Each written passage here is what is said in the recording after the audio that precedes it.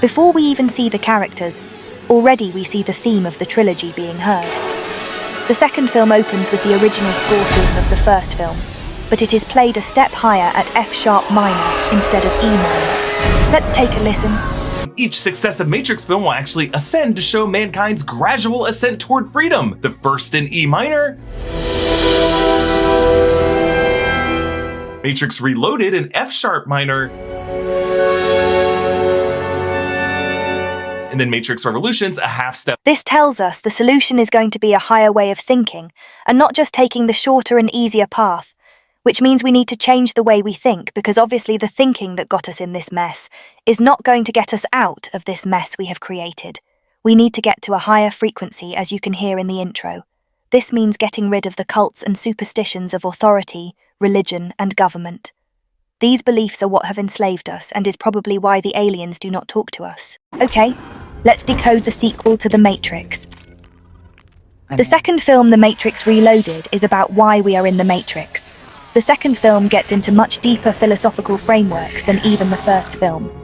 This is probably why it is unpopular compared to the first film. Most people are very resistant to understanding why we are in the current control system, even if they are awake to the control system. So let's jump in. Once again, the film opens just like the first film with the sacred feminine under attack. In this case, being shot at and falling from a building. Trinity represents love, which is falling, while being shot at by agents of the control system.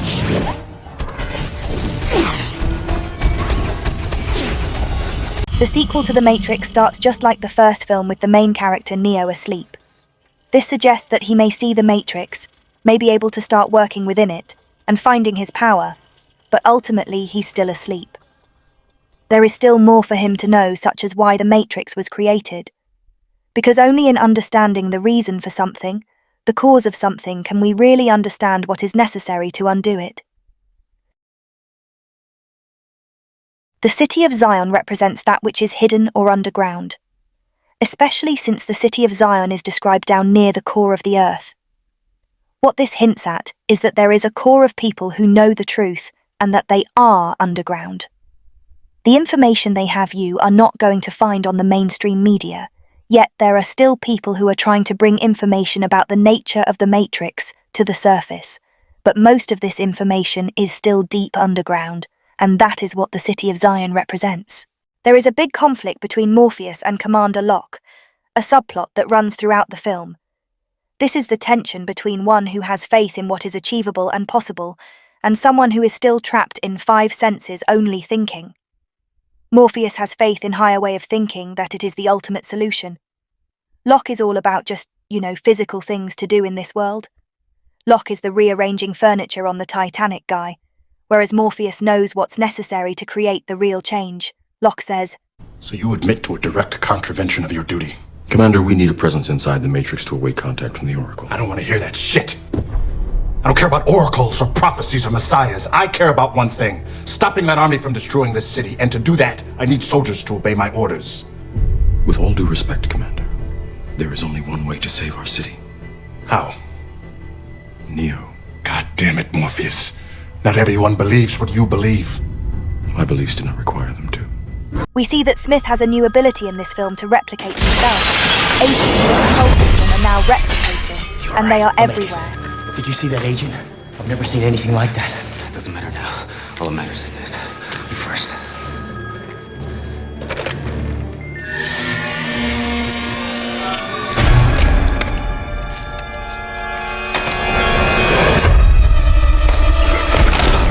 Look, Smith will suffice. Smith puts his hand into the heart and turns it black. Okay, highly symbolic.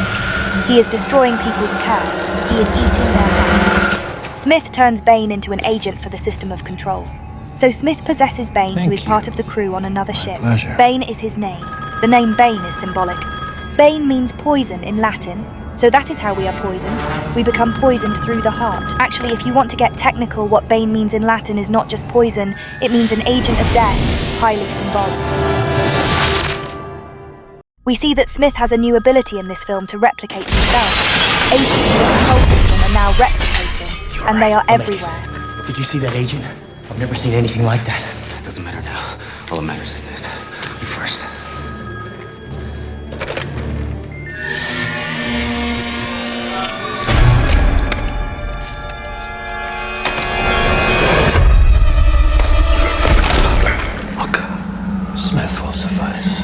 puts his hand into the heart and turns it black. Okay, highly symbolic.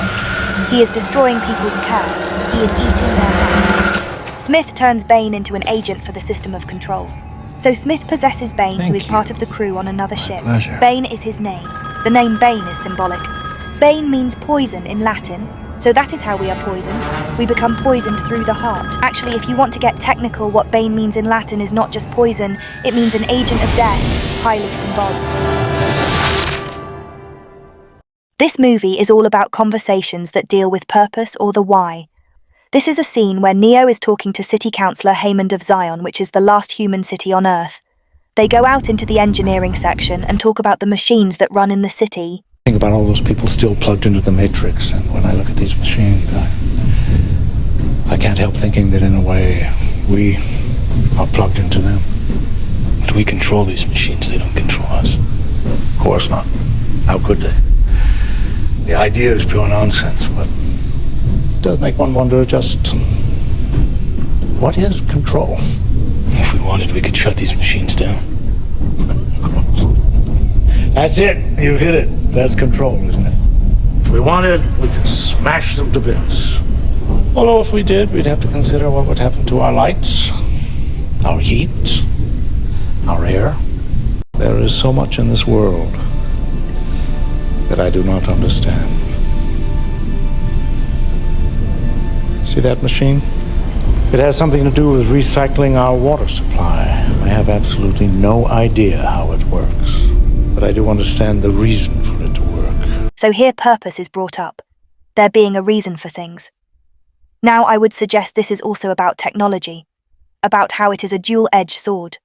Technology can be used to help mankind, and it can be used as an agent for control. It is about how will we use it. Will we use it truly for our benefit and our uplift? Or will we use it to bring in greater forms of control? I have absolutely no idea how you were able to do some of the things you do. But I believe there's a reason for that as well. I only hope we understand that reason before it's too late. I have absolutely no idea how you were able to do some of the things you do. But I believe there's a reason for that as well.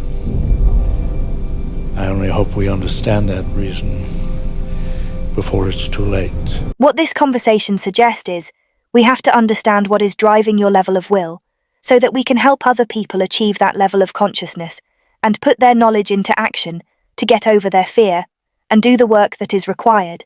If we can understand what helps bring someone into that full potentiality of their power, then maybe we will have a shot. You're lazy? You know exactly what to do. Exactly what to do. Because even me, in my state of, I can't read and write, I knew exactly what to do. It just sucks doing it. Most people don't want it that badly, which is why they always ask the question, man, how did you get to where you are? You know how to do it. You know exactly how to be you, or how to be me. Here we meet Seraph, and he represents the Seraphim, which is a group of angelic entities. This explains why Neo sees Seraph's code in the Matrix as this yellow light instead of green.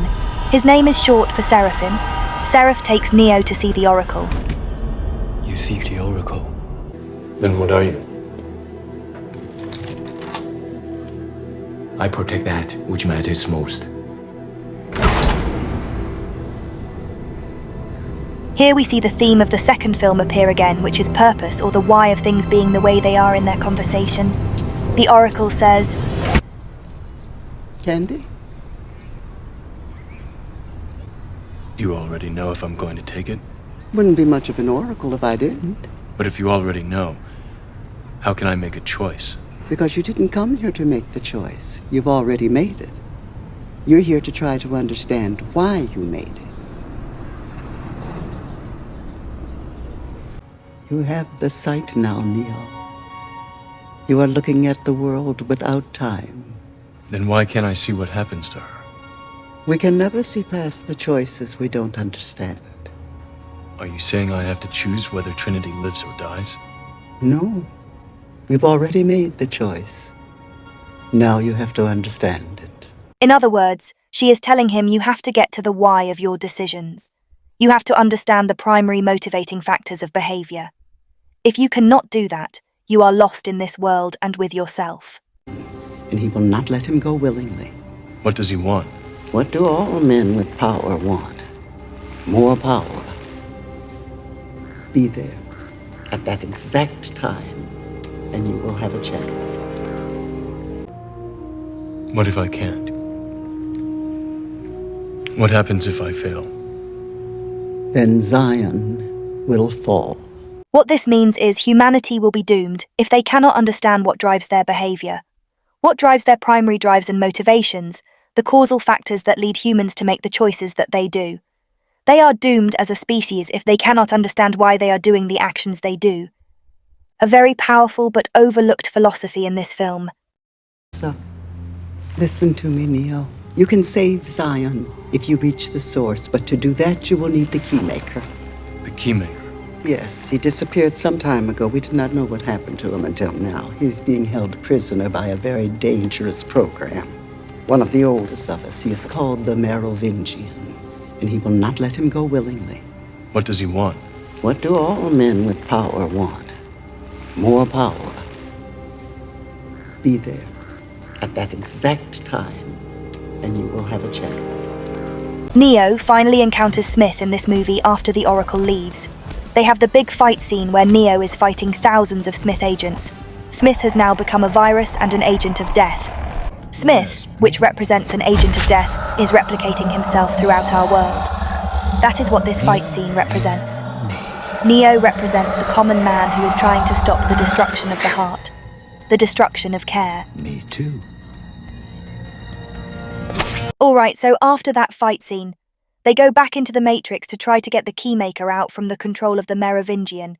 So the three characters Morpheus, Neo and Trinity go into the stronghold of the Merovingian. The name Merovingian suggests that it is about the Merovingian bloodline. This bloodline is one of the high connected bloodlines to the highest levels of the control system. This is an occult, which means hidden, family that dates back to the ancient world. There is a lot we can go into on that, but you can research the Merovingian bloodline for yourself. Basically, who this character represents is the super elite intelligent psychopaths that are running this world and reaping the benefits of the control system. He does not want to give up his power. The Merovingian just wants more and more power. I would suggest that he is representative of the dark occultists who understand the human psyche, how it works and are manipulating it to get what they want on this planet. Alright, so after that fight scene, they go back into the Matrix to try to get the Keymaker out from the control of the Merovingian. So the three characters Morpheus, Neo and Trinity go into the stronghold of the Merovingian. The name Merovingian suggests that it is about the Merovingian bloodline. This bloodline is one of the high connected bloodlines to the highest levels of the control system. This is an occult, which means hidden, family that dates back to the ancient world. There is a lot we can go into on that, but you can research the Merovingian bloodline for yourself. Basically, who this character represents is the super elite intelligent psychopaths that are running this world and reaping the benefits of the control system. He does not want to give up his power. The Merovingian just wants more and more power. I would suggest that he is representative of the dark occultists who understand the human psyche, how it works and are manipulating it to get what they want on this planet. We are looking for the Keymaker. Oh yes, it is true. The Keymaker, of course. But this is not a reason, this is not a why. The Keymaker himself, his very nature, is a means, it is not an end. And so, to look for him is to be looking for a means to do what? So what the Merovingian is telling Morpheus is, you are looking for the way out of your mess, but you do not want to understand why that mess is present to begin with. Without that knowledge in hand, you are never going to get out of that mess. You first have to know why the mess was created in the first place. What got humanity into that condition? So Neo says, We know the answer to that question. But do you? You think you do, but you do not. You are here because you were sent here. You were told to come here and then you obeyed. It is, of course, a way of all saying. You are here because you were sent here. You were told to come here and then you obeyed. It is, of course, a way of all things. You see, there is only one constant. One universal, it is the only real truth. Causality. Action, reaction. Cause and effect. Everything begins with choice. No, wrong. Choice is an illusion created between those with power and those without. Causality. There is no escape from it. We are forever slaves to it. Our only hope, our only peace is to understand it, to understand the why. Why is what separates us from them. You from me. Why is the only real source of power. Without it, you are powerless. And this is how you come to me. Without why, without power. Another link in the chain. But fear not. Since I have seen how good you are at following orders, I will tell you what to do next. Run back. This is Persephone, the wife of the Merovingian. While the Merovingian ultimately represents Hades or Satan in mythology, Persephone is the wife of Hades, who is held captive by Hades in Greek mythology. Again, it is another symbol of the sacred feminine being held captive by the force of evil and control. Let's quickly recap the most important sentences the Merovingian speaks. Why is the only real source of power. Without it, you are powerless. And this is how you come to me. Without why, without power. Another link in the chain. While Persephone represents the sacred feminine being held captive by dark forces, she ultimately betrays the Merovingian and helps the heroes get to the Keymaker after a long drawn-out battle. The battle with the Merovingian's henchmen represents all the people who have an emotional and financial attachment to the control system. These are people who are willing to just follow along psychopaths and other people who are evil, just totally driven by control for money or for status or for this notion of themselves as somebody who is fulfilling a role or purpose that they think is ultimately important. It is not. They want to fulfill this role because they do not know anything else. That is what their purpose has become, to give themselves over to the agents of the control system that is doing nothing good on this planet. They think it is doing good, but it is factually not. To close it out, we end with this quote.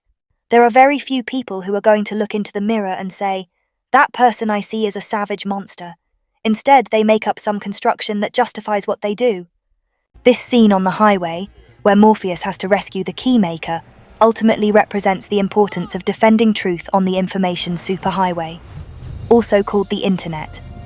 This means if we're going to get the truth out there to people and unlock their minds, we cannot let the internet fall into the hands of the agents of the state. So that is what that whole highway scene represents. Neo is rescuing the truth and the key to unlocking people's minds. The Keymaker represents the unlocking of the deepest subconscious desires, getting into the subconscious mind and deeply exploring and understanding our motivations and hidden desires. That is what the Keymaker is, and that is why they need him.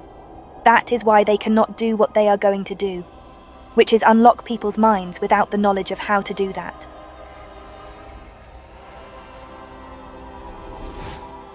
The Keymaker opens this back door in the Matrix. This scene represents the subconscious hidden desires that are all locked up and bound up in our mind, that have to be unlocked and walked into, so we can understand the why of our behavior.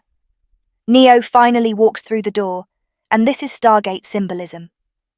This is going into the state of light symbolism of enlightenment, of real true knowledge of self, which is why he walks through a blinding door of white light. He ends up in a room filled with streams. This is the realm of the architect of the Matrix, and this is where the key conversation happens in this second film. And here is how it goes. Why am I here? Notice the first question is why. What is the purpose? Why am I here?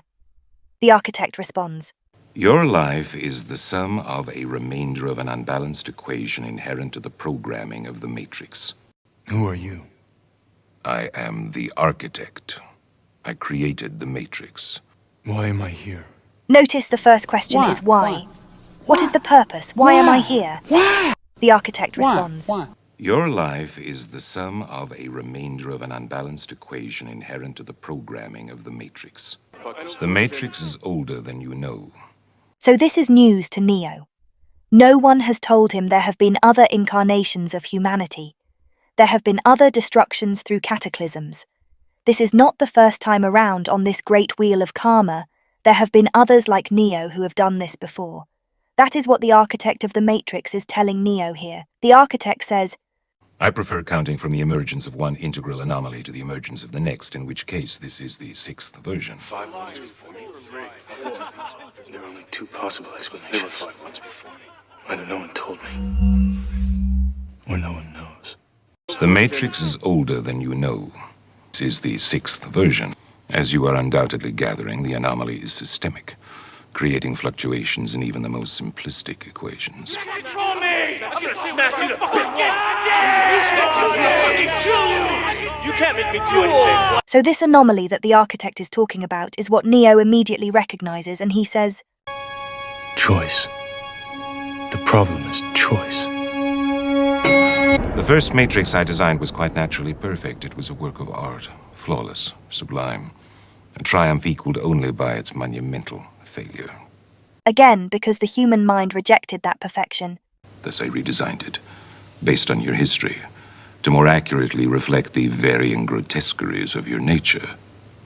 However, I was again frustrated by failure. I have since come to understand that the answer eluded me because it required a lesser mind. Thus, the answer was stumbled upon by another, an intuitive program. The architect is referring to the oracle, who represents the intuitive capacity. Initially created to investigate certain aspects of the human psyche. Again, this is another reference to the fact that these are all aspects of the human psyche, these so-called programs. If I am the father of the Matrix, she would undoubtedly be its mother. The Oracle. Please. As I was saying, she stumbled upon a solution whereby nearly 99% of all test subjects accepted the program as long as they were given a choice, even if they were only aware of the choice at a near unconscious level. While this answer functioned, it was obviously fundamentally flawed, thus creating the otherwise contradictory systemic anomaly that, if left unchecked, might threaten the system itself. Ergo, those that refuse the program, while a minority, if unchecked, would constitute an escalating probability of disaster. As I was saying, she stumbled upon a solution whereby nearly 99% of all test subjects accepted the program as long as they were given a choice, even if they were only aware of the choice at a near unconscious level. And what was this solution? The illusion of choice. The Hegelian dialectic. Do you want the Republicans or do you want the Democrats?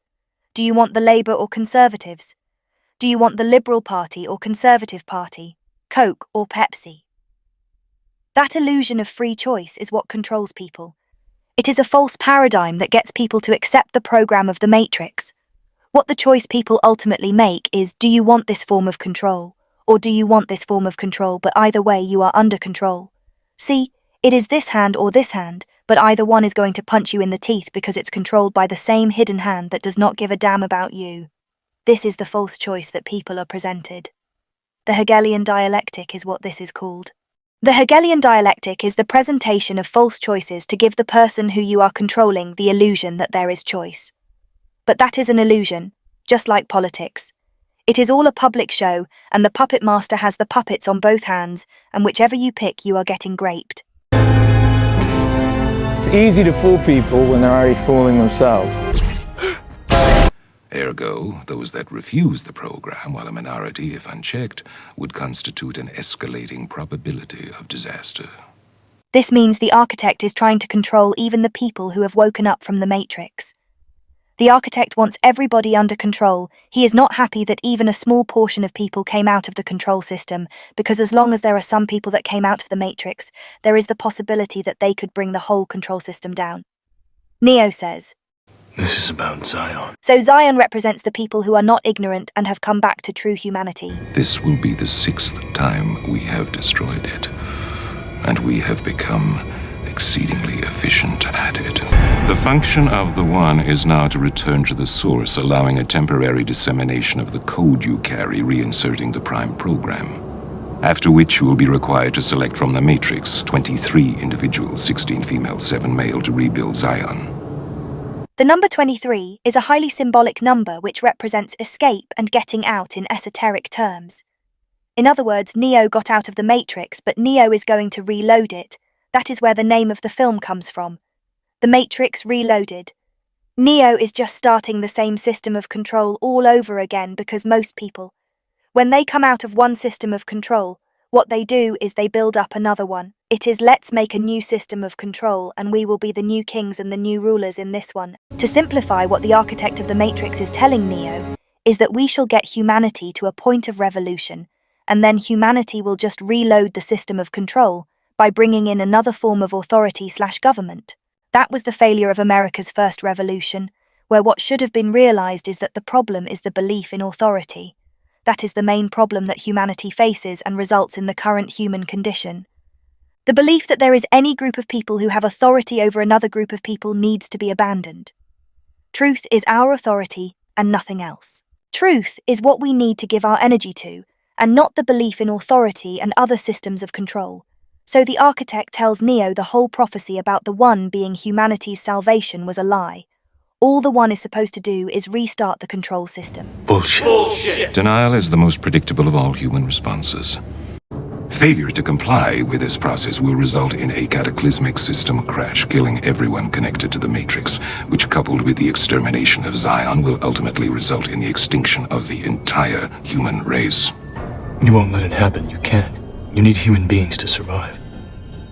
There are levels of survival we are prepared to accept. However, the relevant issue is whether or not you are ready to accept the responsibility for the death of every human being in this world.